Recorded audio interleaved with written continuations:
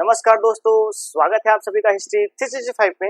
मेरा नाम है चंद्रेश उपाध्याय और आप देख रहे हैं हिस्ट्री 365।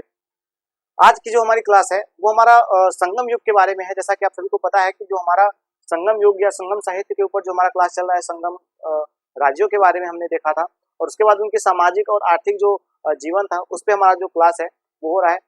इससे पहले की जो क्लास हुई थी वो हमारा वहाँ के सामाजिक जो राजा की स्थिति थी और उसके बाद उनके द्वारा जो दिए जाने वाले उनके निर्देश थे, उनके राज्यों में क्या क्या इम्पोर्टेंट थे, वो सारी चीजें हमने इससे पहले की क्लास में देखा था। अगर आपने उस क्लास को नहीं देखा है तो जाके देख लीजिएगा।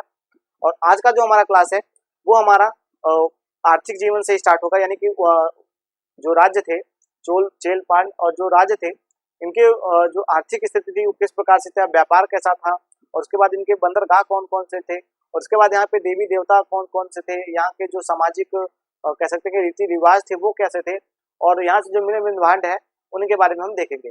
और उसके बाद लास्ट में अगर टाइम बचा तो हम देखेंगे कि किसने इनका जो टाइम पीरियड है वो बताने का प्रयास किया है, तो हम उनके बारे में भी अपने इस क्लास में देखेंगे। तो चलिए क्लास को स्टार्ट करते हैं। आज का जो हमारा क्लास है वो है हमारा आर्थिक जीवन के ऊपर, यानी कि देखेंगे जो संगम काल में हमें आर्थिक जीवन देखने को मिलता है हमारा उस पर आधारित है। संगम युग का आर्थिक जीवन, आर्थिक जीवन तो हम इसी के ऊपर देखेंगे कि आर्थिक जीवन किस प्रकार से था, उसमें क्या क्या विशेषताएं थी, हम उसी आधार पर देखते हुए चलेंगे। तो आर्थिक दशा जो थी उनकी आर्थिक व्यवस्था थी उसके ऊपर देखेंगे। तो सबसे पहले आपको बता दूं कि इस समय मतलब कि आप देखेंगे संगम हम तीनों ही राज्य के बारे में बात करेंगे। ऐसा नहीं है कि एक राज्य के बारे में बात करेंगे, एक वहाँ की भौगोलिक स्थिति के आधार पे जो हमें देखने को जानकारी मिलती है हम उसके आधार पे जो है वो बात करेंगे। तो हम देखते हैं कि इस समय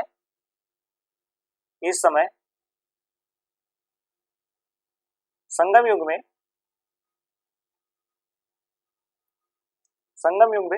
जो इस समय संगम युग का काल हमें देखने को मिलता है, इसमें हमें मूल रूप से इनका जो आर्थिक जीवन है, यानी कि जो आर्थिक राजस्व के ऊपर इनका है, जो भूमि कर था उसके ऊपर इनका इस युग में भूमि कर पर भूमि कर जो था वो लिया जाता था, उसी पे इनका जो कह सकते हैं कि एक था वो इनका राज्य इसी के ऊपर आधारित रहता था, भूमि कर पे आधारित था,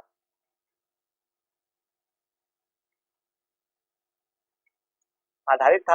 हालांकि कई मामलों में हम देखेंगे, जब व्यापार के बारे में हम देखेंगे तो इनके पास जो नौसेना है उसके आधार पे ये कई जगहों पे इनका जो हमें जानकारी देखने को मिलती है, तो इनके बारे में मैंने आपको बताया। और हम देखेंगे फसलों में जो यहाँ पे फसल होते थे इस समय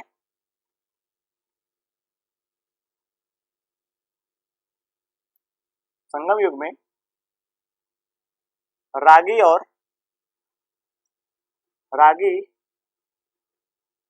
और धान की फसलों का हमें वर्णन देखने को मिलता है। रागी और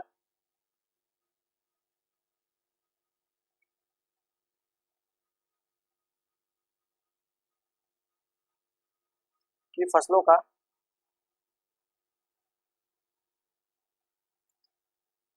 का वर्णन मिलता है।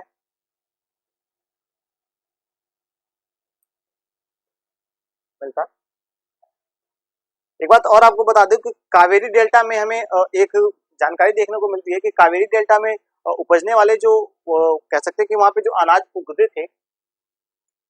उपजते थे उनकी में विशेषता यह देखने को मिलती है कि वो अनाज जो थे ऐसा कहा जाता है, हमें संगम साहित्य में ऐसा हमें वर्णन देखने को मिला है कि जिस स्थान पे हाथी सो सकता था, यानी कि जिसने भूमि पर हाथी लेटता था उतने जगह में जो पांड्य राज था उसमें हमें 7 आदमियों के भोजन करने का जो अनाज था वहां से प्राप्त हो जाता था। यानी कि जितने जगह पर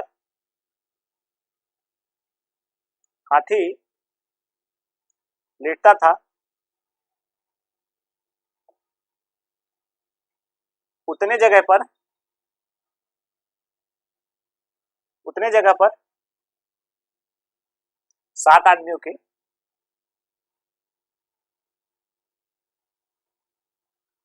भोजन का अनाज उग जाता था।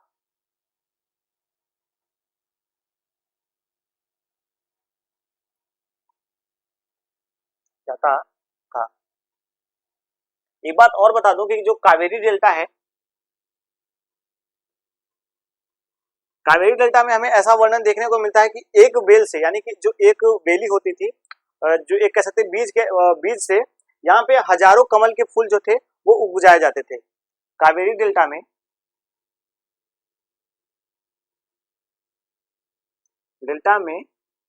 एक वेली से हजारों कमल के फूल, कमल उगाए जाते थे, उपजाए जाते थे। इस प्रकार से हमें इनके बारे में ऐसा वर्णन देखने को मिलता है, जैसा कि मैंने आपको बताया कि इनका जो आर्थिक जीवन हमें देखने को मिलता है, इसका जो हमें सजीव वर्णन है वो हमें इसी प्रकार से देखने को मिल जाता है कि यहाँ पे जो इनकी व्यवस्थाएं थी वो किस प्रकार से थी।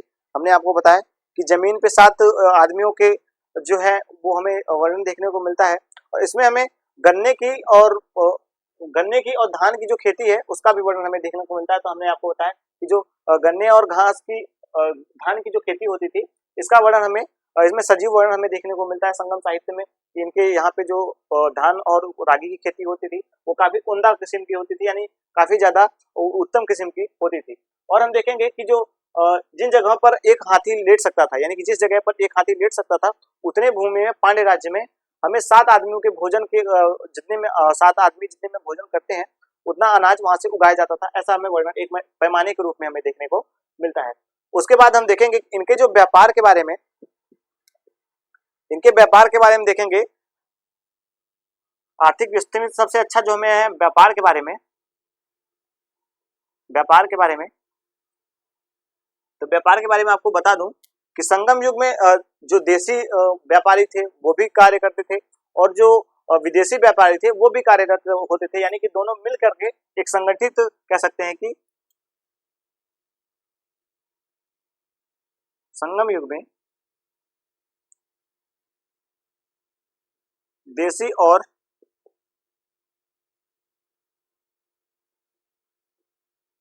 विदेशी दोनों ही व्यापारी थे, दोनों ही संगठित थे। संगठित रूप में हमें देखने को मिलता है कि ये दोनों एक कह सकते हैं कि क्रमिक जो दोनों संगठित रूप से अपना जो है वो कार्य करते थे। उसके बाद हम देखेंगे इसमें हमें, यानी कि हम देखते हैं कई जगहों पे हमें पेरीप्लस में हमें ऐसा उल्लेख देखने को मिलता है कि जो भारत का व्यापार है वो चीन और भारत का व्यापार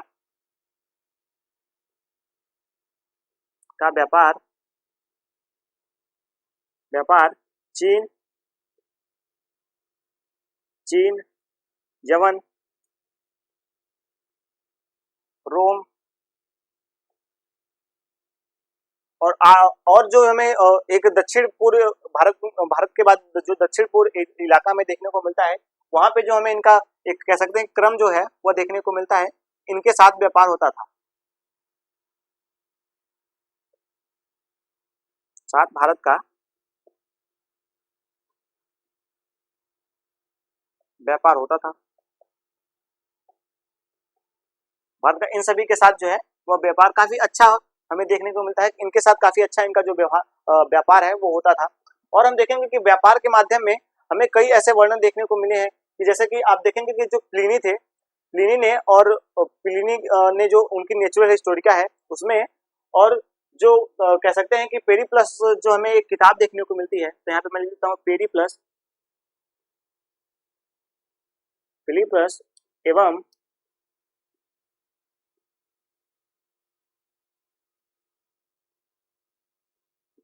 प्लिनी ने वर्णन किया है कि भारत में रोम व्यापारी आते थे, भारत में रोम व्यापारी आते थे और सोने और चांदी सोने और चांदी को लेकर आते थे, और यहाँ से काला मिर्च जो होता था, काला मिर्च और कह सकते हैं रत्न, जो काला मिर्च था और रत्न था, उसको यहाँ से लेकर जाते थे। यानी कि अपनी नाव पे वो सोना लाद कर भारत में आते थे, और उसके बाद यहाँ से काला मिर्च और जो रत्न होते थे, जो रत्न होते थे, वो यहाँ से वो लेकर जाते थे। व्यापारी सोना और चांदी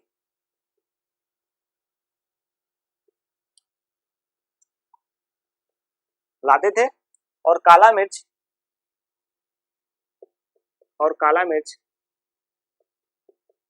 गोला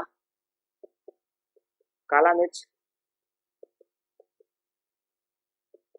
और रत्न लेकर जाते थे।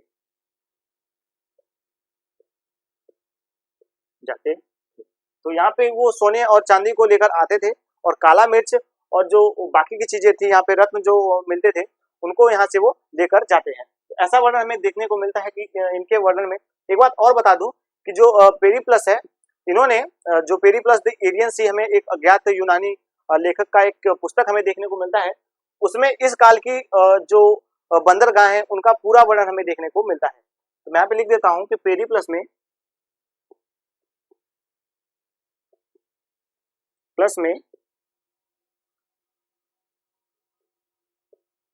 दक्षिण भारत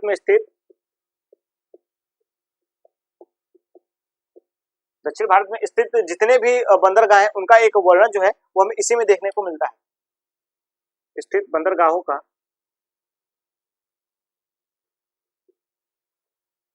वर्णन देखने को इसमें मिलता है।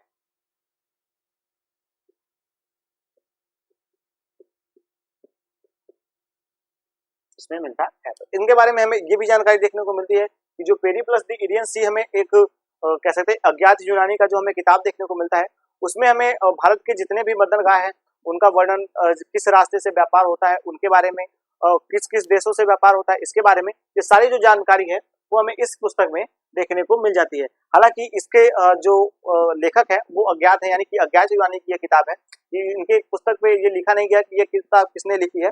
इनके बारे में हमें ऐसा जानकारी देखने को मिल जाता है। उसके बाद हम देखेंगे कि इसमें हमें कई ऐसे वर्णन देखने को मिले हैं, जैसे कि हम देखेंगे जगहों के बारे में। अभी हम आगे जब बंदरगाहों के बारे में देखेंगे और उनके बारे में देखते हुए चलेंगे, मैं आपको बताऊंगा कि इनके जो आयात होते थे और निर्यात होते थे वो क्या क्या वस्तुएं होती थी। तो अभी हम आगे आपको बताएंगे, तो आप पहले इसका एक स्क्रीनशॉट ले लीजिए ताकि आपको समझने के दृष्टिकोण से ये काफी ज्यादा इंपॉर्टेंट हो जाए। मैं इसको साफ कर लेता हूँ, और ऐसे ही हमारी जो क्लास है वो आगे धीरे धीरे बढ़ती जाएगी, ताकि आपको जो समझने के दृष्टिकोण से है वो हमारे क्लास एक अच्छे से आपको समझ आ सके।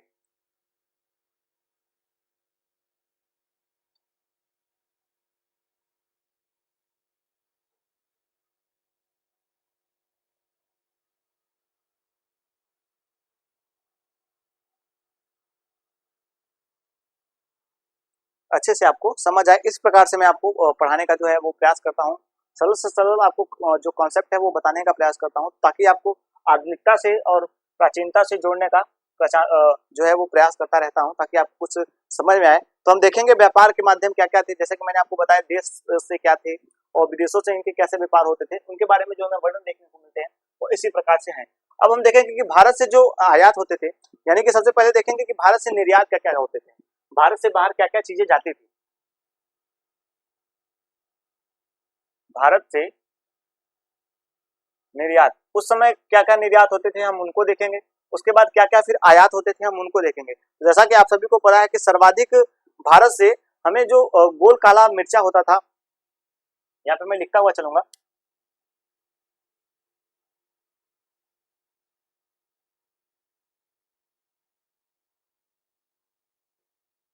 सर्वाधिक भारत से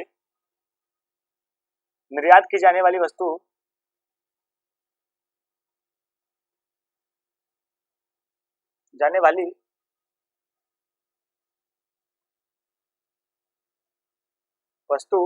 हमें गोला काली मिर्च जो है वो देखने को मिलता है। गोला, काली मिर्च, जिसे एक बात और आपको बता दूं कि जिसे रोमिला थापर नामक एक हमारी जो कह सकते हैं कि जो इतिहासकार हैं, आधुनिक भारत की जो इतिहासकार है रोमिला थापर, वो कहती हैं कि ये काला सोना था उस समय। जिसे रोमिला थापर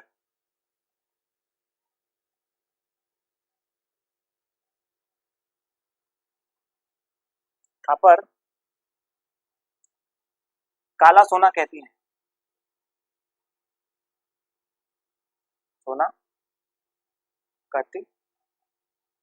इसके बारे में हमें ये जानकारी देखने को मिलती है। और काफी जो रत्न थे वो भारत से निर्यात की जाते थे, जैसा कि मैंने आपको पहले ही बता दिया कि भारत से निर्यात की जाने वस्तुओं में रत्न थे, जो कि हमें पांड्य में देखने को मिलती है, जो मद्रास की खाड़ी से पांड्य लोग निकालते थे और उसको साफ सुथरा करके उसको बाजारों में बेचते थे। अभी हम आगे जब बंदरगाहों के बारे में पढ़ेंगे तो हम ये भी देखेंगे कि कहाँ कहाँ पे किस किस जगह पर हमें क्या क्या वर्णन देखने को मिलती है। तो हम देखेंगे कि रत्नों का जो रत्नों के बारे में जो हमें वर्णन है वो हमें देखने को मिलता है।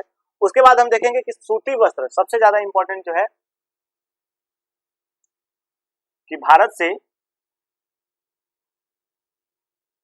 निर्यात की जाने वाली सूती वस्त्र, सूती वस्त्र काफी ज्यादा, इसका जो डिमांड है वो रोम में हमें देखने को मिलता है। ऐसा क्यों था? सूती वस्त्र जिसका का भारी मांग हमें रोम में देखने को मिलता है। रोम राज्य में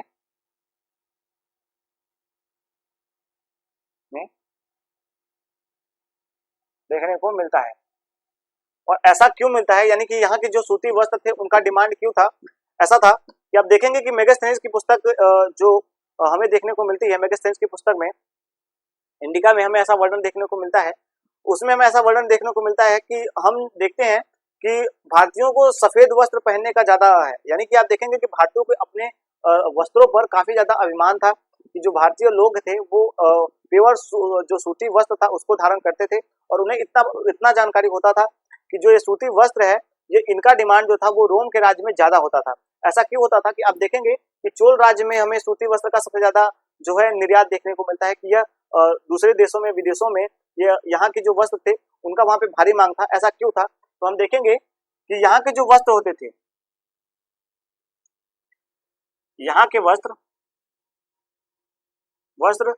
जो सांप होता है, यानी कि आप देखेंगे जो सांप होता है उसके जो केचुले होते हैं उसके जैसा पतला होता था। यहाँ का वस्त्र सांप के केचुले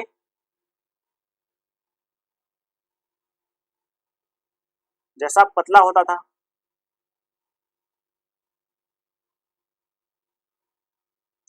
सांप के केचुले की तरह ये पतला होता था। और इसमें क्या सबसे विशेषता थी कि ये काफी टाइम तक चलता था, यानी कि भारत में ये तैयार किया जाता था। उस समय आपको पता है कि मशीनरी थी नहीं, तो हस्तशिल्प कह सकते हैं कि हस्तशिल्प उद्योग के माध्यम से हम देख सकते हैं कि हाथों से तैयार किए जाते थे और इसका जो डिमांड था वो काफी ज्यादा विदेशों में देखने को मिलता है। वह आधुनिक भारत में भी इसका जो डिमांड है वो हमें देखने को मिलता है। जब मैं आधुनिक भारत आपको पढ़ाऊंगा तो उसमें मैं ये सारी बातों को बताने का जो है वो आपको प्रयास करूंगा कि इसमें क्या क्या हमें देखने को मिलेगा। उसके बाद हम देखते हैं कि जैसा कि मैंने आपको बताया कि निर्यात करने वाली ये सारी वस्तुएं थी, इनके बारे में ऐसा ठीक ठाक जो हमें वर्णन है वो हमें सूती वस्त्र के बारे में। और यहाँ के मसाले आप देखेंगे कि जब ईस्ट इंडिया कंपनी जो पुर्तगीज है वो भारत में जब आते हैं तो उनका भारत में आने का जो उद्देश्य है वो यहाँ से मसालों का जो आयात है वो हमें देखने को मिलता है आधुनिक भारत में। ऐसा प्राचीन काल में भी हमें देखने को मिला है। यहाँ पे भी हमें जो मसालों के कह सकते हैं कि निर्यात यहाँ से भारत से होते थे।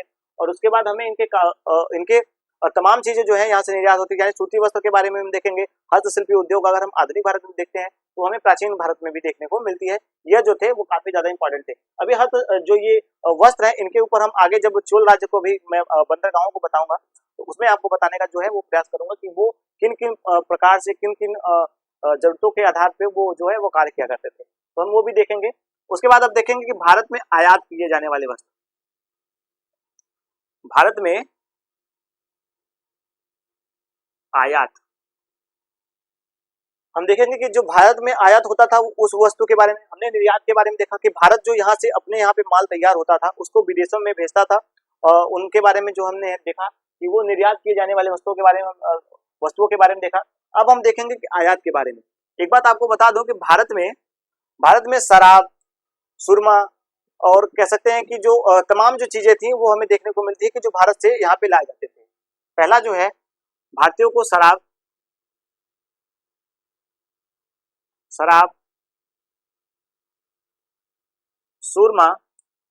सुरमा और हमें तमाम जो चीजें हैं वो देखने को मिलती है।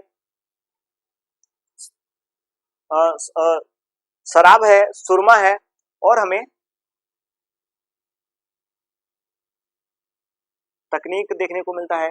शराब है, सुरमा है और हमें जो काफी चीजें हैं वो भारत से इसमें देखने को मिलती है कि ये यहाँ से जो थे, आप देखेंगे कि भारतीयों को शराब पीने का जो आज भी हमें देखने को मिलता है वो प्राचीन काल में था कि भारत से वो सारी चीजें विदेशों से भारत में मंगाते थे। इसके बाद हम देखेंगे, इसके बारे में देखेंगे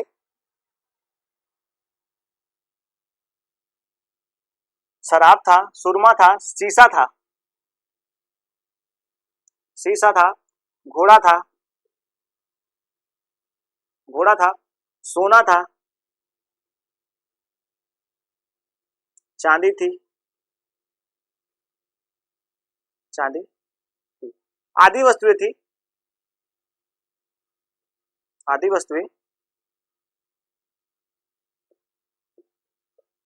भारत में आदि वस्तुएं जो थी वो भारत में निर्यात होती थी, यानी कि जो भारत में आती थी, आयात होती थी। तो हम देखेंगे कि सबसे पहले हमें इनके बारे में और जो जानकारी देखने को मिलती है कि सबसे ज्यादा जो इसमें से भारत में आयात होता था वो सोना और चांदी था। भारत में सबसे ज्यादा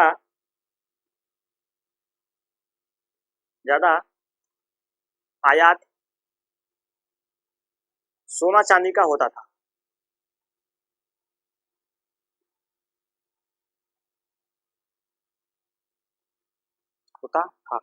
क्योंकि जो रोम के व्यापारी थे वो भारत में आते थे और यहाँ पे अपना सोना और चांदी को यहाँ पे रखते थे और यहाँ से तमाम जो वस्तुएं थी उसको ले करके ये वापस जाते हैं। उसके बाद हम देखेंगे इनकी जो आयात और निर्यात की जाने वाली वस्तुएं हैं उनकी जो हमें सूची देखने को मिलती है वो पेरीप्लस द एरियन सी में हमें देखने को मिलता है। यानी कि जो पेरीप्लस है उसमें हमें इनके निर्यात की जाने वाली और आयात की जाने वाली जो सारी वस्तुएं हैं वो हमें देखने को मिलता है। ऐसा हमें कई बार देखने को मिला है कि भारत से बाहर जो यानी कि यहाँ से जो मंत्री जो दूध मंडल भेजा जाता था वो भी हमने देखा है कि यहाँ से कई बार मंत्री मंडल हमें देखने को मिला है कि जो भारत से भेजा गया है इनको कि जाइए आप यहाँ पे प्रचार प्रसार कीजिए। हम देखेंगे कि अगस्त के दरबार में हमें प्लिनी के द्वारा एक ऐसा वर्णन देखने को मिलता है कि 76 से 78 के बीच में, यानी कि 76 ईस्वी से लेकर के 78 ईस्वी के बीच में ऐसा वर्णन देखने को मिलता है। यहाँ से एक मंत्री दूत जो है वो अगस्त के जो रोम साम्राज्य के अगस्त थे वो अगस्त थे उनके यहाँ पे मंत्रिमंडल का जो है वो यहाँ से भारत द्वारा भेजा जाता है कि जाइए आप वहाँ पे और अपने जो सामान का जो है वो प्रचार प्रसार जो है वो कीजिए। तो इनके बारे में हमें वर्णन देखने को मिलता है। तो इसको मैं आपको बता दूं कि पेरीप्लस में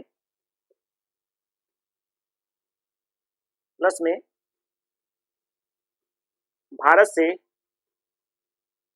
आयात या निर्यात की जाने वाली वस्तुओं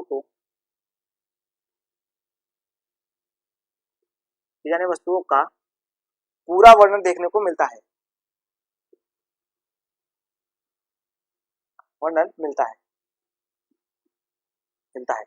एक बात और आपको बता दूं कि प्लिनी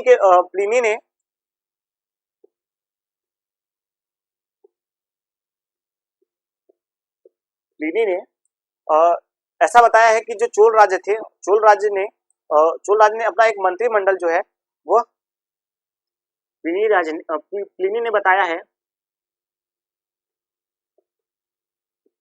कि 76 से 78 ईस्वी में भारत से दूत मंडल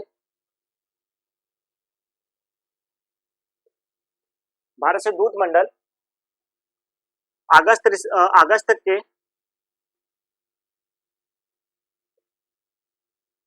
के दरबार में भेजा था।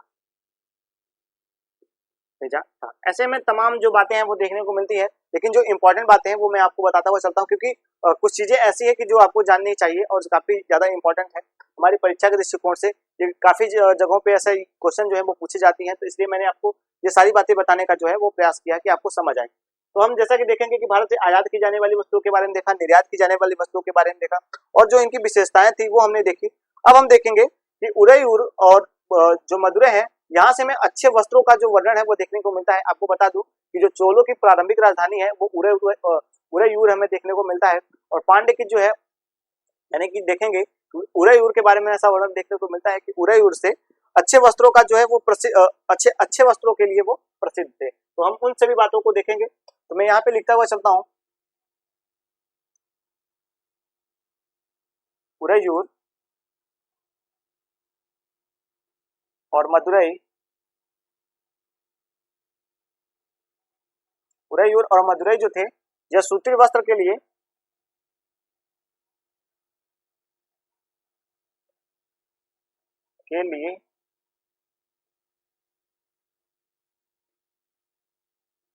प्रसिद्ध थे। सूती वस्त्र के लिए जो थे यह जो राज्य थे, यह बंदरगाह थे, वो ज्यादा प्रसिद्ध है। यहाँ के सूती वस्त्र जैसा कि मैंने आपको बताया कि सांप की केचुलियों की तरह होते थे, इतने पतले होते थे कि इनका जो डिमांड था वो रोम में हमें ज्यादा देखने को मिलता है। वहां पे इनका भारी डिमांड जो है यानी कि जो भारी मांग है वो हमें देखने को मिलता है। यहाँ के एक बात और आपको बता दूं, जैसा कि मैंने इससे पहले जो क्लास हुई थी वहां पे मैंने आपको बताया था कि इस काल में कौवों का जो है वो महत्व बहुत ज्यादा था। तो जो नाविक, भारतीय नाविक होते थे, वो अपने यहाँ से जो कौवे थे उनको पकड़ के ले जाते थे, यानी कि एक अपने साथ कौवे लेकर जाते थे और उनको खुले आसमान में जब नाव पे रहते थे, यानी कि समुद्र में जब यात्रा करते थे, उन्हें खुले में छोड़ दिया करते थे।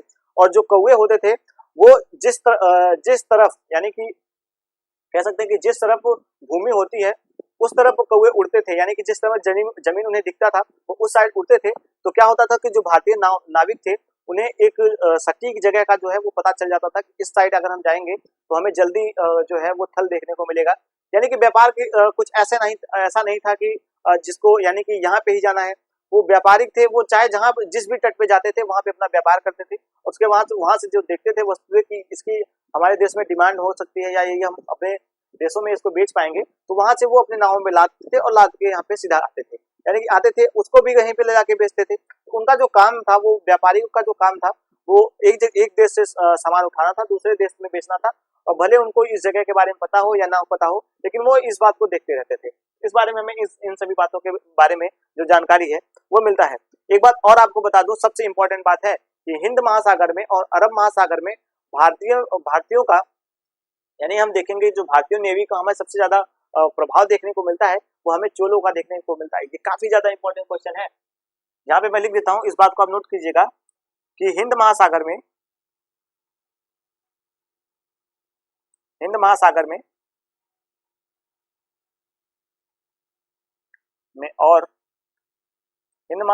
और अरब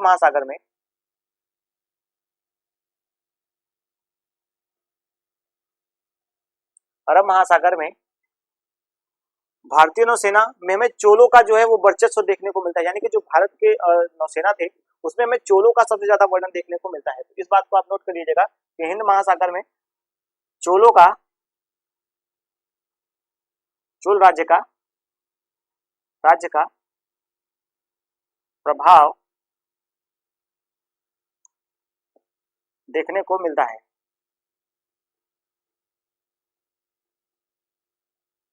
प्रभाव जो है वो हमें देखने को मिलता है। ऐसा माना जाता है कि जो चोलों की नौसेना थी वो काफी ज्यादा मजबूत थी, क्योंकि प्राचीन काल में इनसे ज्यादा जो मजबूत है वो कोई हमें जो कह सकते हैं कि इनसे ज्यादा मजबूत हमें कोई भी भारत में उस समय इनके बराबर कोई भी नौसेना जो थी वो भारत में उपस्थित नहीं थी।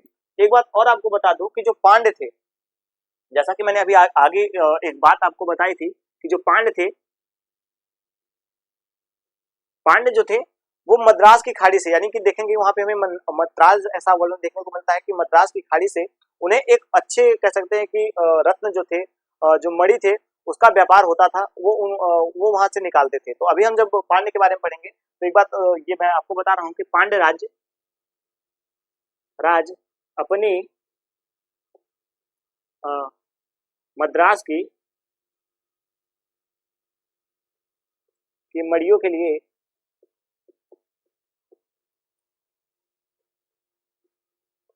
प्रसिद्ध थी। प्रसिद्ध थी। इनके बारे में ये क्यों प्रसिद्ध थी, मैंने आपको बताया था कि अभी जब मैं आपको पांड्य के बारे में बताऊंगा, यानी कि पांड्य राज्यों के बारे में बताऊंगा, तो उसमें मैं आपको बताऊंगा प्रमुख बंदरगाहों के बारे में हम देखेंगे। तो उसमें देखेंगे कि जो पांड्य राज्य है, अभी हम उसी के ऊपर चर्चा करेंगे। तो उसमें क्या है कि जो पांड्य राज्य है, यह कैदियों से, यानी जो बंदियों इनकी जो कैदी थे या जो इनके बंदी थे, बंदियों से यह वहां पे खुदाई का कार्य करवाते थे और उनको लाते थे। और मदुरई की एक जगह, एक बाजार में मदुरई नामक एक जगह है, प्राचीन काल में हमें देखे आज भी देखने को मिलता है। अगर आप दक्षिण भारत में जाएं तो आपको मदुरई आज भी वहां पे देखने को मिलता है। वहां की जो मीनाक्षी मंदिर है वो काफी ज्यादा फेमस है, मदुरई की मीनाक्षी मंदिर। तो हम अभी जब देवी देवताओं के बारे में पढ़ेंगे तो उनके बारे में देखते हुए चलेंगे। तो जैसा कि आप सभी को पता है कि हम हम देखेंगे कि जो प्राचीन काल के बंदरगाह थे वो किस किस प्रकार थे, यानी कि चोलों के क्या बंदरगाह थे, पांड्यों के क्या थे, और चेर जो थे उनके बंदरगाहों के बारे में हम देखेंगे। एक एक करके हम सभी बातों को देखेंगे और कुछ भी हमारा छूटेगा नहीं।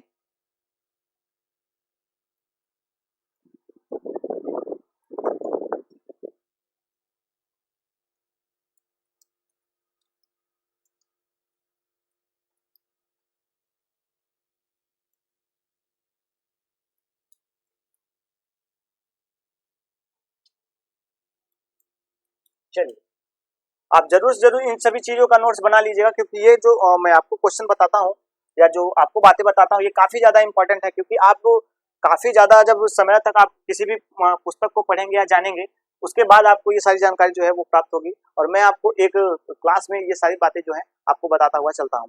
अब हम देखेंगे प्रमुख बंदरगाहों के बारे में, यानी कि प्राचीन काल में भारत के जो उस समय, यानी कि दक्षिण भारत में जो स्थित बंदरगाह थी, आप देखेंगे दक्षिण भारत में हमें बंदरगाह देखने को मिलते हैं। या फिर जब हम मालवा की बात करें या गुजरात की, आधुनिक गुजरात की बात करें या मालवा की बात करें, तब हमें वहां पे बंदरगाहों का जो वर्णन है वो देखने को मिलता है। उससे पहले हमें सारे जो बंदरगाह हैं वो हमें दक्षिण भारत में ही देखने को मिलता है।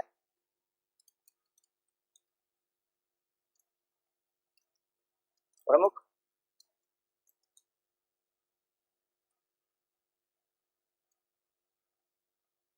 प्रमुख बंदरगाह प्रमुख बंदरगाह मैं आपको बता दूं कि जो पांड्य राज थे, हम सबसे पहले हम पांड्यों के बंदरगाह के बारे में देखेंगे। तो मैं यहाँ पे डाल देता हूँ पांड्य।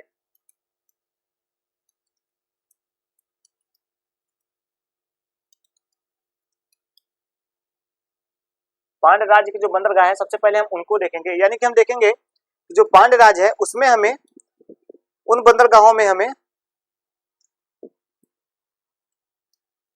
कोकई, इसके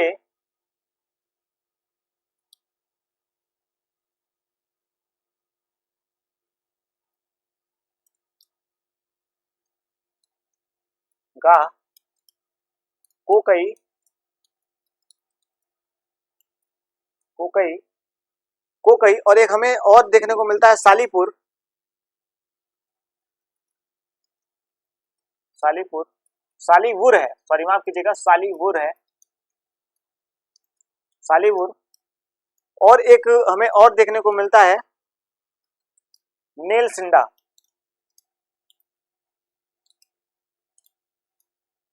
नेलसिंडा यह प्रमुख बंदरगाह थे उसमें।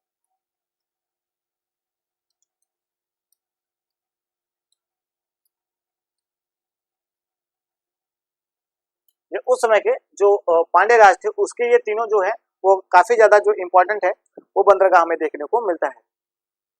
एक बात और आपको बता दूं कि जो कोकई है, कोरकई और सालीपुर, सालीपुर,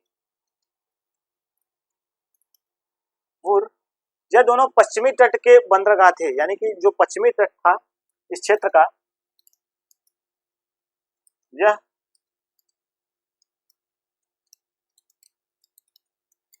पांड्य राज्य के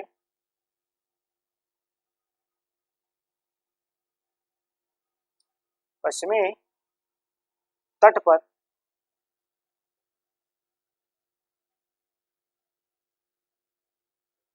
स्थित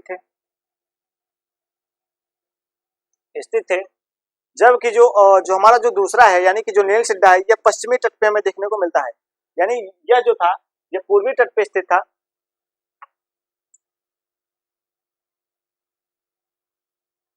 पूर्वी, सॉरी माफ कर दीजिएगा, इसको आप पूर्वी कर लीजिएगा। और जो हमें नीलसिंडा देखने को मिलता है, नीलसिंडा, जो नीलसिंडा है, नीलसिंडा जो है यह हमें पश्चिमी तट पे देखने को मिलता है। यह इस राज्य के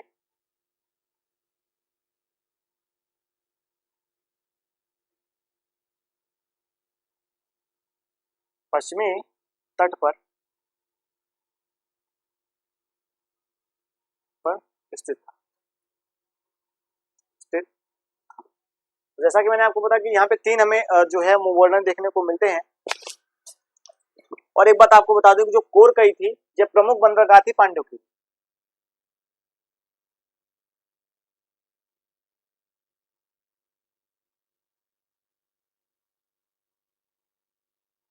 कोरकई या पांड्यों की प्रमुख बंदरगाह था।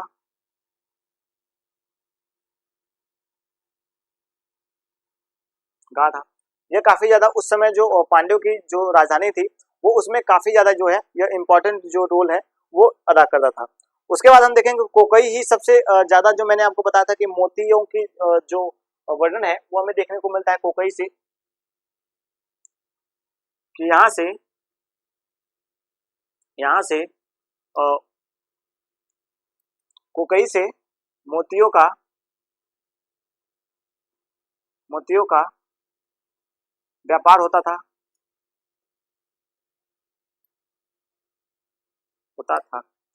और ये जो निकाला जाता था मैं आपको ऐसे ही बता देता हूँ, लिखने की जरूरत नहीं है। तो जैसे कि ये जो स्थल था ये मद्रास की खाड़ी से, यानी कि जो मद्रास की खाड़ी थी वहां से ये मोतिया जो थी वो निकलती थी, वो पांच राज्य में स्थित था। यानी कि जो कोकोई है ये एक प्रमुख बंदरगाह था, एक नगर भी था।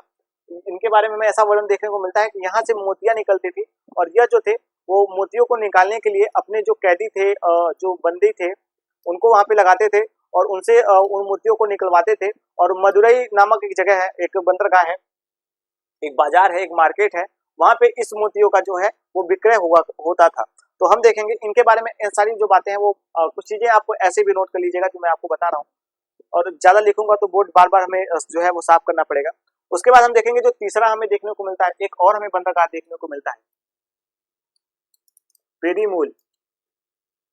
पेरीमूल यह भी पांड्य राज्य में स्थित है। यानी कि जो पेरीमूल है यह हमें बंदरगाह जो है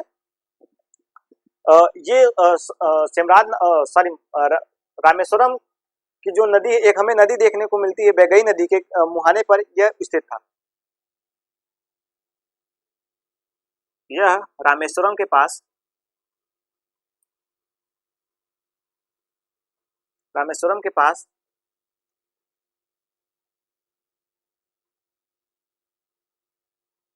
बैगई नदी के पास, बैगई नदी के मुहाने पर स्थित था, मुहाने पर स्थित था। इसके बारे में ऐसा वर्णन देखने को मिलता है कि ये जो एक राज्य भी था और एक कह सकते हैं कि बंदरगाह था और एक निवास करने का जो मार्केट था वो भी हमें इसमें देखने को मिल जाता है।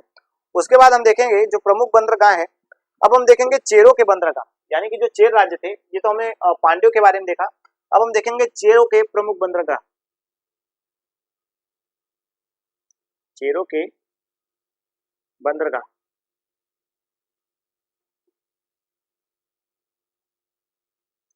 चेरों के बंदरगाह के बारे में देखेंगे तो इसमें हमें वर्णन देखने को मिलता है, जो चेर थे इसमें हमें मुसूरी यानी कि जो मुसीरी है वो बंदरगाह हमें देखने को मिलता है, वो काफी ज्यादा इंपॉर्टेंट है इनका।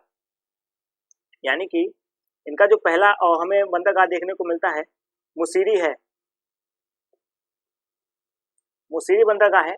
इसको ऐसा कहा जाता है कि ये पांडुचेरी में कह सकते हैं कि मुजिसिर एक जगह है, वहां पे यह स्थित था।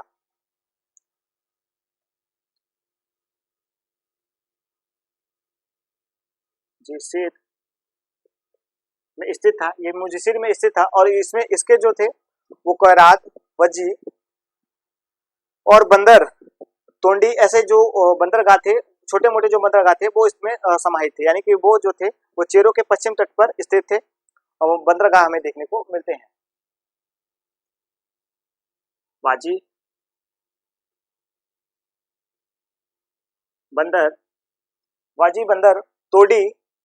तोडी के बारे में मैंने आपको जब पीछे की क्लास पढ़ाई थी तो उसमें मैंने आपको तोडी के बारे में बताया था। ये इनके प्रमुख पश्चिमी बंदरगाह थे। इनके प्रमुख पश्चिमी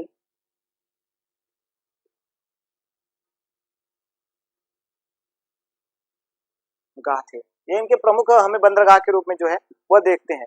मुसीरी जो है, यहाँ से रोमन का जो सोना था, रोमन का कह सकते हैं कि सेना की जो टुकड़ियां थी वो यहाँ पे रहती थी, यानी कि जो मुसीरी है इसके बारे में आपको बता दूं कि रोमन की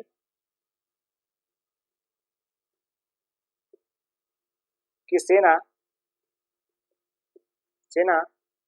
की दो टुकड़ी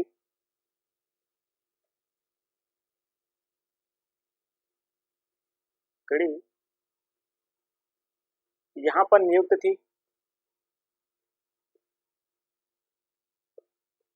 यहाँ पे हमें नियुक्त देखने को मिलती है, यानी कि यहाँ पे जो था वो अपना कार्य करते थे। उसके बाद हम देखेंगे यहाँ पर अगस्त का जो मंदिर है वो भी हमें स्थित मिला है, यानी कि अगस्त ऋषि जो है उनका जो एक मंदिर हमें देखने को मिलता है। अभी हम आगे अगस्त ऋषि के बारे में जब पढ़ेंगे तो उनके बारे में बताएंगे। यहाँ पे हमें एक अगस्त का मंदिर भी देखने को मिलता है, तो मैं यहाँ पे लिख देता हूँ, पर अगस्त का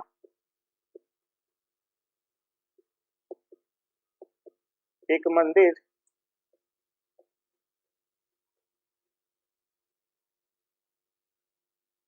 जो है वो हमें यहाँ से देखने को मिला है।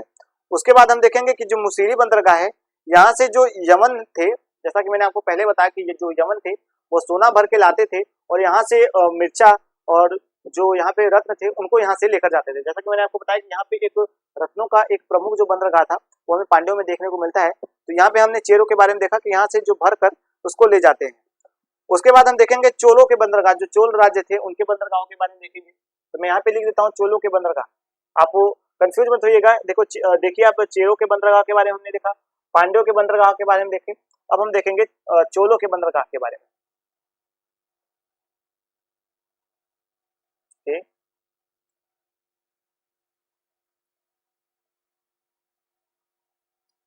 चोलों के बंदरगाह, चोलों के बंदरगाह में हम देखते हैं तो हमें ऐसा वर्णन देखने को मिलता है। चोलों की जो हमें प्रारंभिक राजधानी देखने को मिलती है उरैयूर। आपको पता होगा कि जो चोलों की प्रारंभिक राजधानी थी उरैयूर है, पुहार है, वो हमें देखने को मिलती है। इनका जो हमें पहला जो वर्णन देखने को मिलता है पुहार, जो कि कावेरी पट्टनम में स्थित था।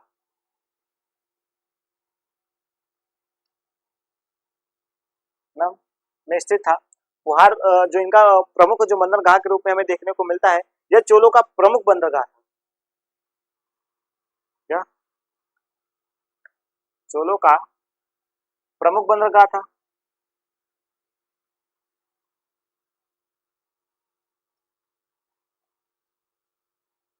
प्रमुख बंदरगाह था।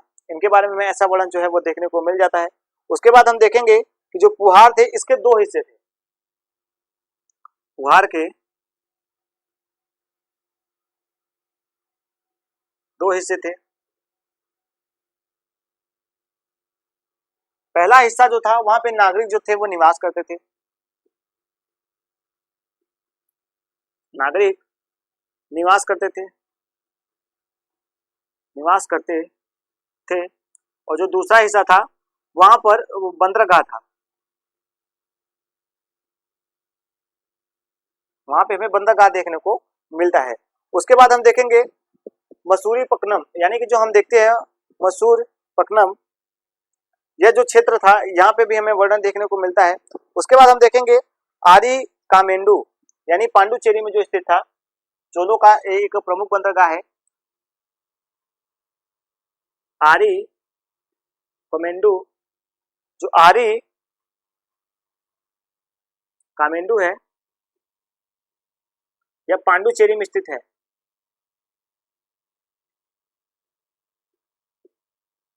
पांडुचेरी में स्थित है। तो ऐसे जो तमाम हमें इनके इन तीनों के जो हमने प्रमुख बंदरगाहों के बारे में देखा, ये तमाम इनके बंदरगाह हैं जो हमें देखने को मिलते हैं।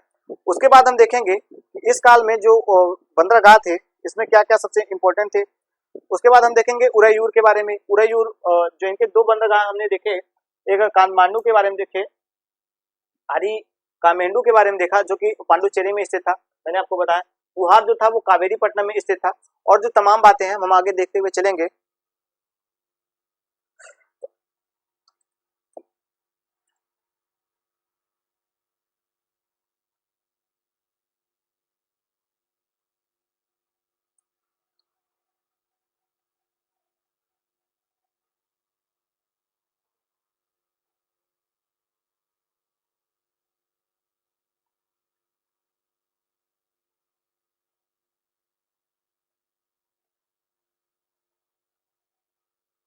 हाँ, अच्छा साफ नंबर आ भैया।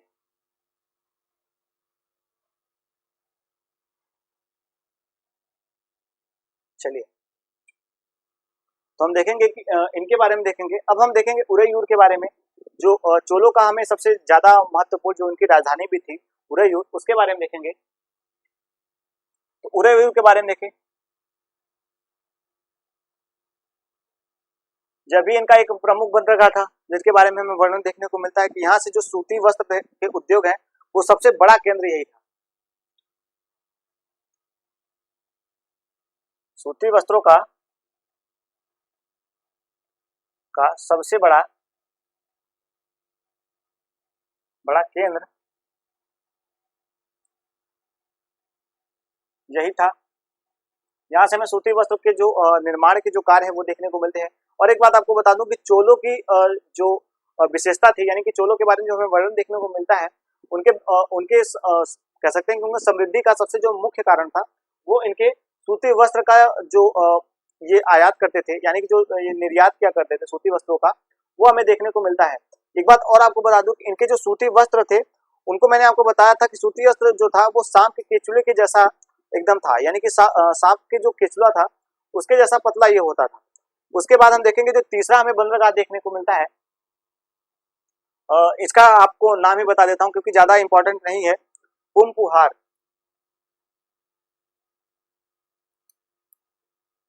पुमपुहार यह जो बंदरगाह है यह एक बंदरगाह या एक नगर के माध्यम से हम इसको जान सकते हैं।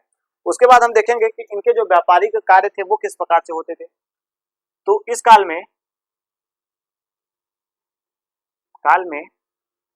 जो देशी और जो विदेशी हमारे कह सकते हैं व्यापारी थे, वो एक क्रमबद्ध कह सकते हैं कि जो व्यापार था वो आंतरिक व्यापार जो था वो काफी ज्यादा इनका महत्वपूर्ण था। इस काल में आंतरिक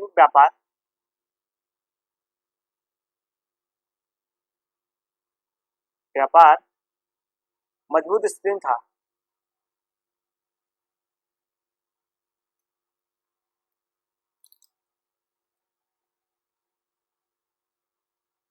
नहीं, हाँ, मजबूत स्थिति में हमें देखने को मिलता है कि यह जो था ये काफी ज्यादा यहाँ से जो वस्तु विनिमय था ये आधारित था। यानी कि आप देखेंगे कि वस्तु का जो विनिमय था वो होता था, यानी कि वस्तु के बदले में वस्तु लेना।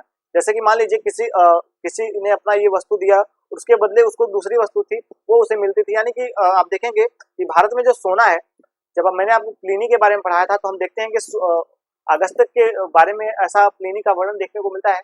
वो अपना दुख व्यक्त करता है कि रोम का जो सारा सोना है वो भारत में आ रहा है क्योंकि यहाँ से जो मिर्चे और जो यहाँ से वस्त्र है, सूती वस्त्र है, वो वहाँ के देशों में काफी ज्यादा उसका डिमांड हमें देखने को मिलता है। तो वहाँ से जो रोम के व्यापारी थे वो सोने और चांदी को भर भर के अपने नावों पे लाते थे और भारत में उसको देते थे, और यहाँ से मसाले और जो वस्त्र थे सूती वस्त्र थे उनको लेकर जाते थे। तो हम देखेंगे कि इनके बारे में ऐसी सारी जानकारी हमें देखने को मिलती है। और एक बात आपको बता दूं कि जो वस्तु विनिमय था ये काफी ज्यादा इंपॉर्टेंट था इस काल में। काल में व्यापार वस्तु विनिमय पर आधारित था।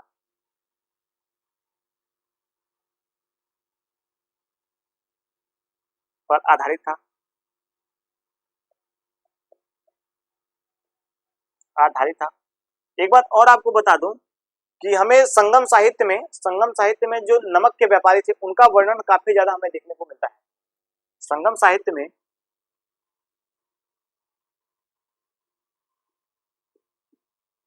में नमक के व्यापारियों का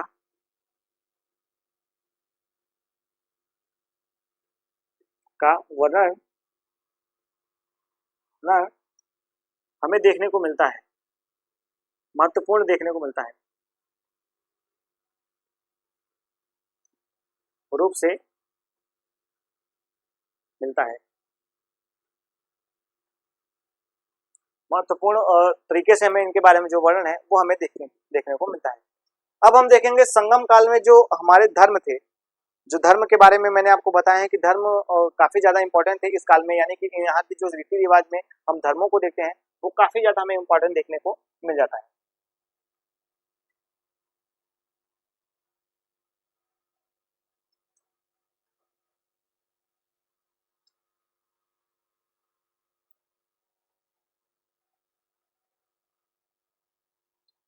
चलिए अब हम देखेंगे संगम कालीन धर्म।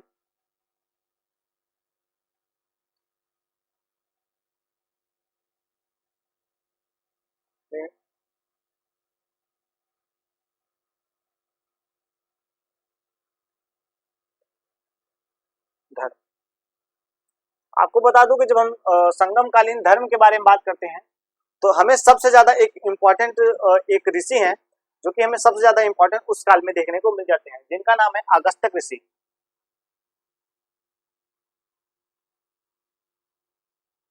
अगस्त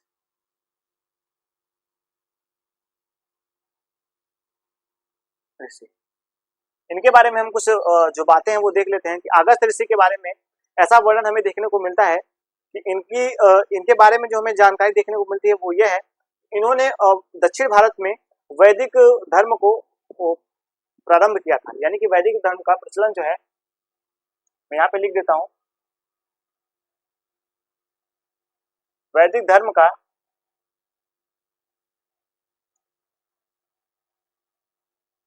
प्रचलन दक्षिण भारत में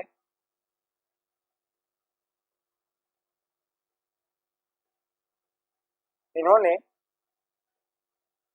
प्रारंभ किया था।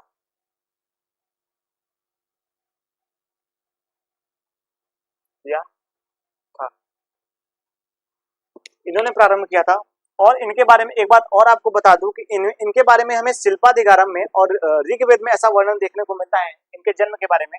तो यहाँ पे मैं लिख देता हूँ कि ऋग्वेद और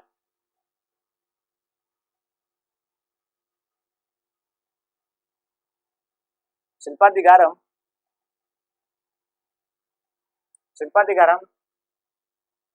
में वर्णन मिलता है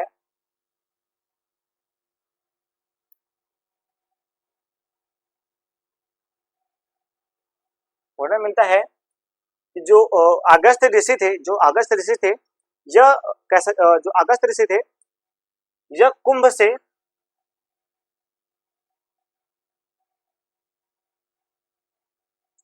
या यहाँ पे मैं लिखता हूँ घड़ा से उत्पन्न हुए थे।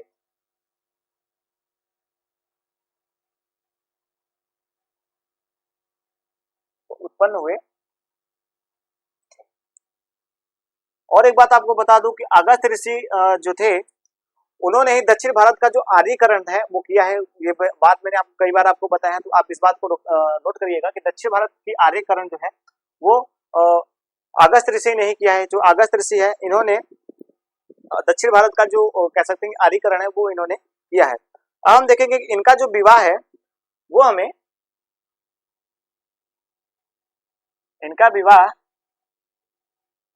विवाह विदर्भ की कन्या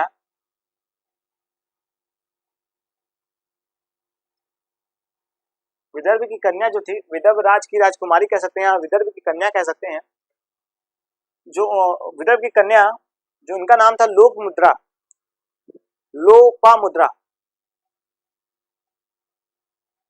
लोपामुद्रा के साथ हुआ था, लोपामुद्रा के साथ हमें देखने को मिलता है। एक बात और आपको बता दूं कि दक्षिण भारत का जो आर्यीकरण है वो इन्होंने किया था, मैंने आपको पहले ही बता दिया।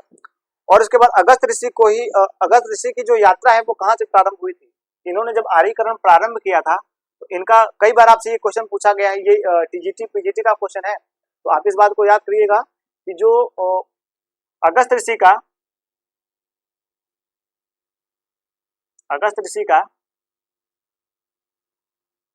ऋषि का यात्रा द्वारिका से प्रारंभ माना जाता है, द्वारिका से प्रारंभ माना जाता है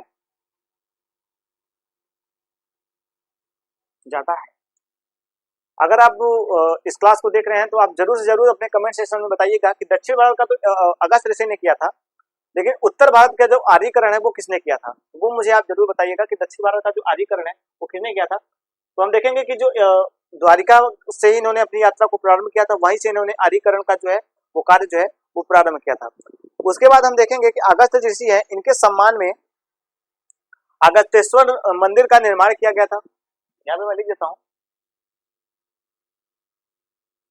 इनके सम्मान में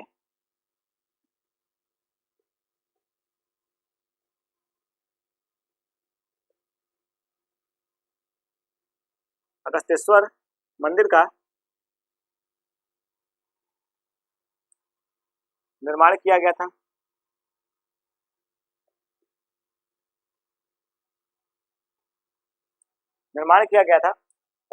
और जो ये मंदिर था इसमें शिव भगवान की प्रतिमा जो थी वो विराजमान थी, इसमें शिव की प्रतिमा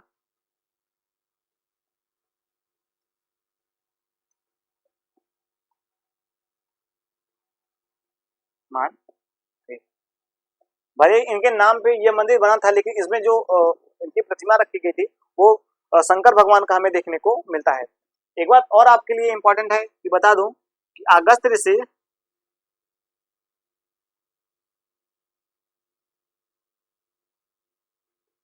ऋषि और कौंडिन्य ब्राह्मण और कौंडिन्य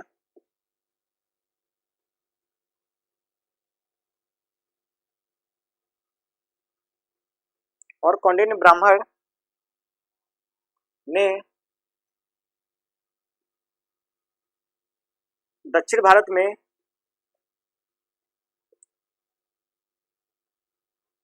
वैदिक धर्म को लोकप्रिय बनाया था।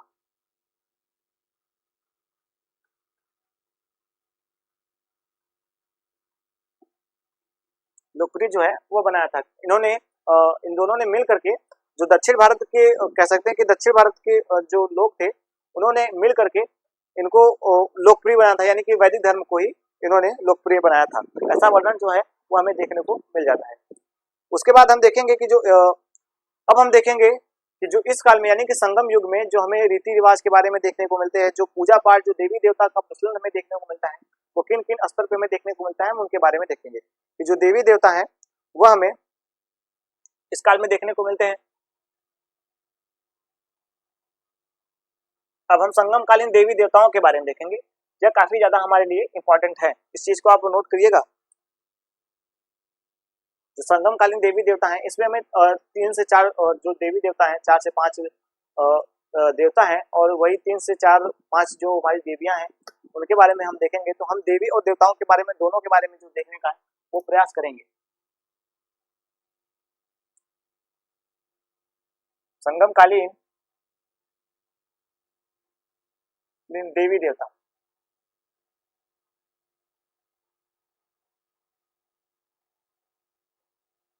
देवता, सबसे पहले हम देवताओं के बारे में देखेंगे। देवताओं के बारे में देखेंगे तो जो देवता है यानी संगम काल के हमें जो देवता है उनमें हमें 5 से 6 जो देवी देवता हैं वो हमें उनके नाम हमें देखने को मिलते हैं। पहले है मुरुगन, मुरुगन, शिव, विष्णु, शिव विष्णु, और जो शिव विष्णु और कार्तिकेय हैं। आपको बताऊंगा जब मैं आगे मुरुगन के बारे में बताऊंगा तो कार्तिकेय के बारे में भी आपको बताऊंगा कि मुरुगन जो थे और जो कार्तिकेय थे उनके बारे में हमें वर्णन देखने को मिलता है। उसके बाद हम देखेंगे इंद्र के बारे में, इंद्र, कृष्ण, बलराम, राम, बलराम, यह सभी इस काल में, इस काल के देवी देवता थे। इस काल के देवी देवता जो थे वह यह थे। उसके बाद हम देखेंगे इनमें सबसे ज्यादा जो महत्वपूर्ण है देवताओं में वो हमें मुरुगन देखने को मिलते हैं। जो मुरुगन है ये काफी ज्यादा इंपॉर्टेंट हमें देखने को मिलते हैं। तो हम थोड़ा सा मुरुगन के बारे में देखेंगे। मुरुगन के बारे में, मुरुगन के बारे में देखेंगे तो यह जो मुरुगन है कार्तिकेय के दूसरे नाम को ही मुरुगन कहा जाता है। यानी कि हम देखेंगे शिव और पार्वती के जो प्रथम पुत्र हैं, शिव भगवान शंकर के और पार्वती जी के जो प्रथम पुत्र हैं मुरुगन यानी कि कार्तिकेय, उनको ही दक्षिण भारत में मुरुगन नाम से पुकारा गया है। तो यह इस काल के सर्वप्रिय कह सकते हैं कि यह संगम काल के प्राचीन लोकप्रिय देवता थे। ये जो देवता थे इनकी जो पूजा है वो प्रागैतिहासिक काल में भी हमें देखने को मिलती है। तो आप एक पॉइंट इसके आगे ये भी नोट कर लीजिएगा कि यह प्रागैतिहासिक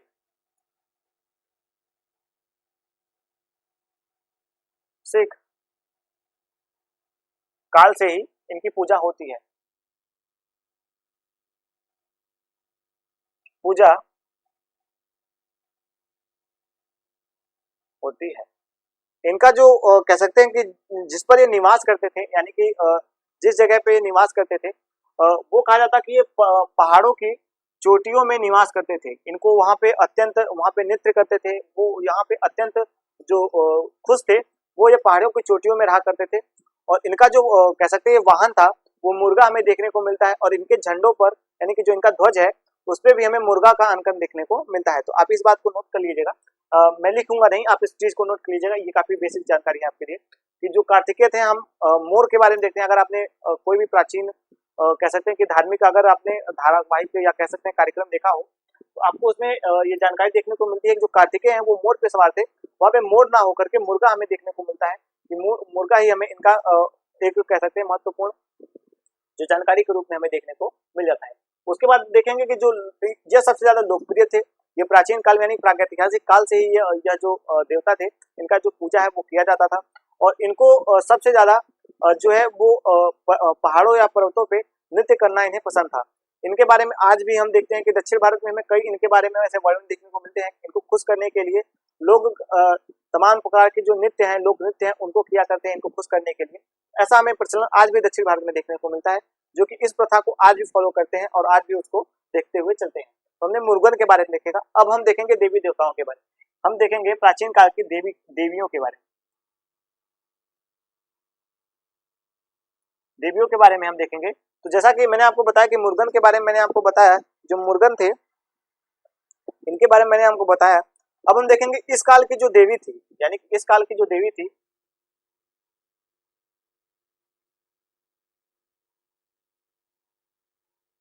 कि देवी जो प्रमुख देवी हमें देखने को मिलती है उसमें हमें तुलसी का नाम सबसे पहले देखने को मिलता है। तुलसी है और हमें देखने को मिनम्मा देखने को मिलती है।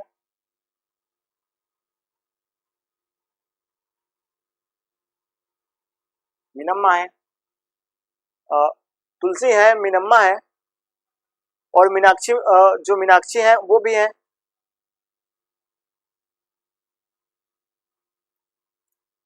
मीनाक्षी मीनाक्षी है। और उसके बाद हमें जो दूसरी है वो हमें मरुवस मरुवस तरुवस है, और मरियम्मा है, सरस्वती है,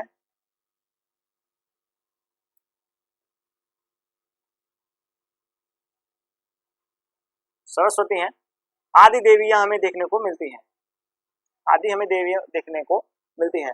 अब हम देखेंगे कि जो देवियां हैं उनमें हमें 3 से 4 जो देवियां हैं वो काफी ज्यादा हमें इंपॉर्टेंट देखने को मिल जाती हैं, जिसमें कि हम देखेंगे कि जो ये येलम्मा है वो सीमा की देवी है। पहली देवी येलम्मा है, येलम्मा जो है वो सीमा की देवी है।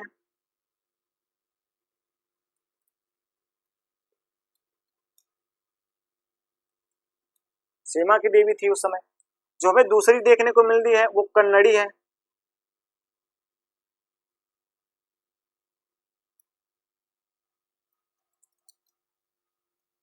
कन्नड़ी है। आपको बता दूं कि जब मैंने आपको चोलों के बारे में पढ़ाया था तो मैंने आपको बताया था, जब शिल्पादिगारम में हम देखते हैं कि कन्नड़ी पूजा जब सेनगुट्टुवन प्रारंभ करते हैं, सेनगुट्टुवन, तो कन्नड़ी पूजा का जो प्रारंभ होता है वो हमें सतीत्व के रूप में देखने को मिलता है। यानी कि जो कन्नड़ी है यह सतीत्व की देवी है, सतीत्व के देवी हैं। और ऐसे हमें तमाम जो देवियां हैं उनका वर्णन देखने को मिलता है। एक बात और आपको बता दूं, जो तीसरी देवी है वो हमें कार्लवल देखने को मिलती है। यह जो देवी है वो हमें युद्ध में जो विजय दिलाती है वो उनकी देवी है, यानी कि विजय की देवी है।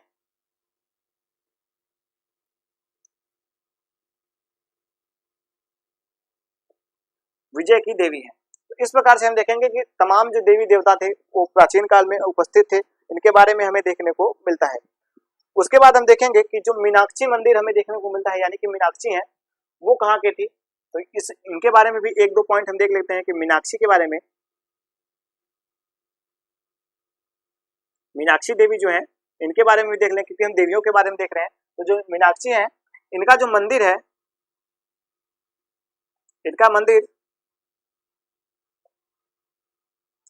मदुरै में स्थित है, और यह पांड्य राज्य की थी। ठीक ठीक, यानी कि पांड्य राज्य की यह देवी थी। तो इनके बारे में हमें वर्णन देखने को मिलता है। अब हम देखेंगे कि प्राचीन काल में हमें जो मृदभांड देखने को मिलते हैं उनके बारे में देखेंगे। संगम काल के मृदभांड,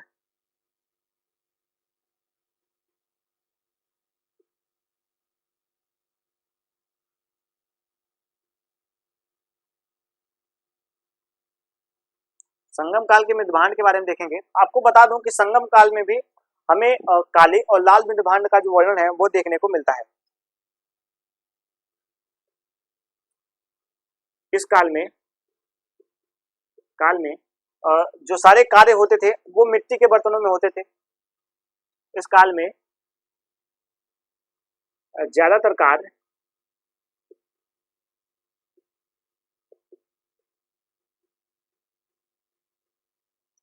मिट्टी के बर्तन में होते थे। और यहाँ पे जो हमें मृदभांड देखने को मिले हैं वो लाल और काले दोनों रंग के देखने को मिले। यहाँ पर भांड लाल और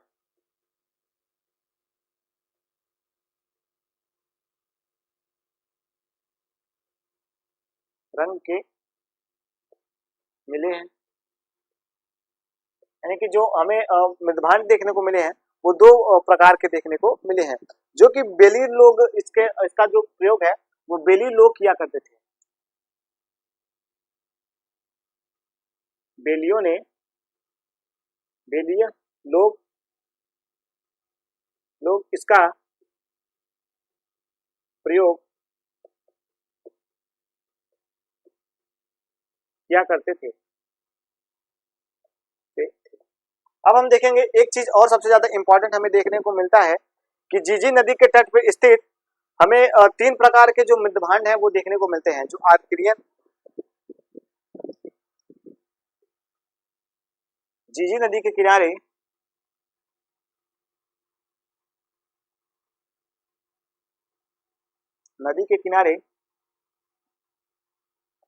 किनारे जो हमें वर्णन देखने को मिलता है,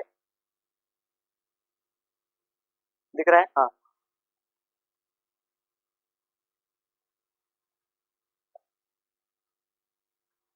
आरी के मेंडू यहाँ से हमें तमाम जो मृदभांड हैं वो देखने को मिलते हैं, यानी कई मृदभांड हमें देखने को मिलते हैं। तीन प्रकार के मृदभांड हमें देखने को मिलते हैं। पहला जो है एराटाइन है, एराटाइन, यह जो मृदभांड है यह लाल रंग का और चमकीला मृदभांड हमें देखने को मिलता है, यानी कि जो एराटाइन है ये लाल रंग का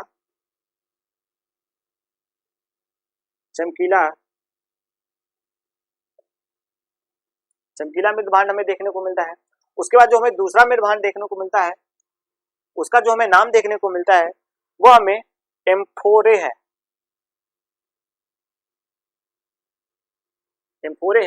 यह जो मृदभांड है यह हमें दो हस्त वाला, यानी कि दोनों तरफ से आपको बता दूं कि यह जो मृदभांड है इसमें दोनों तरफ से हत्थे लगे होते थे, ताकि इनको उठाया जा सके। उठाने के लिए दोनों प्रकार से इसमें हत्थे जो है वो लगे होते थे।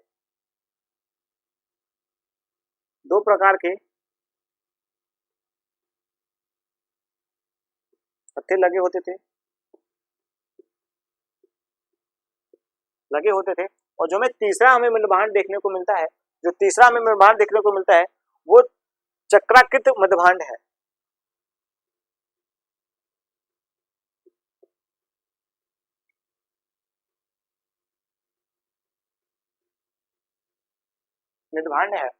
तो इस प्रकार से जो हमारी आज की क्लास थी वो यहीं तक रहेगी। और आज हमारा जो है वो दक्षिण भारत का इतिहास, यानी कि हम देखेंगे कि जो प्राचीन काल में दक्षिण भारत का इतिहास हम देखते हैं, वो जो हमारा चैप्टर है वो आज खत्म हो गया। अब इसके बाद हम आगे के जो राजवंश हैं उनके बारे में पढ़ेंगे, जो इनसे निकले हुए राजवंश हैं उनके बारे में देखेंगे। तो आज की जो क्लास है वो आज की क्लास हमारी यहीं तक रहेगी। उम्मीद करते हैं कि आपको ये जो क्लास है वो काफी पसंद आया होगा। तो अगर आपको ये क्लास पसंद आया हो तो लाइक करें, शेयर करें, कमेंट करें और खूब मन लगा के, जितना हो सके आप मन लगा के पढ़ाई करें। चलते हैं आज की क्लास की, चलते हैं। जय हिंद।